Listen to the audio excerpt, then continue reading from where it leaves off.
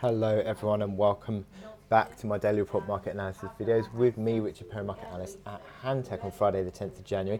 Looking at euro dollar, which we've been saying that euro dollar has been hovering around this 11 big figure mark. It is still hovering around that. That's a pivot line for several months really on euro dollar. Not literally to the pip. I think it's more of a gauge in an area because effectively it marks the midpoint of this trading range as well over the past 3 months.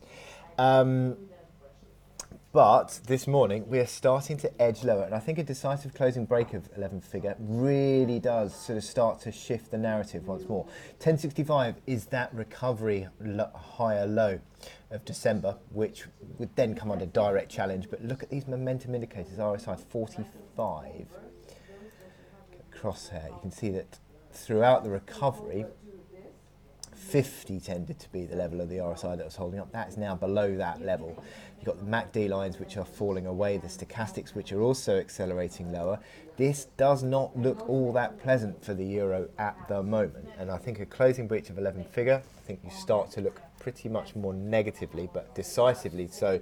I think below 1065, that would be your level I think to look at from a key gauge point.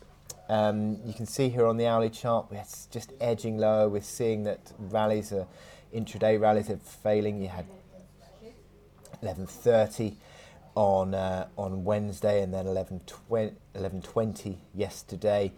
Now 11:10. It seems as though that the market is just edging that ever slight bit lower and breaking down below 11 figure. It seems as though it's being sort of coming forward. You can see that on the hourly chart also with the momentum indicators, that hourly RSI failing around 50 time and again.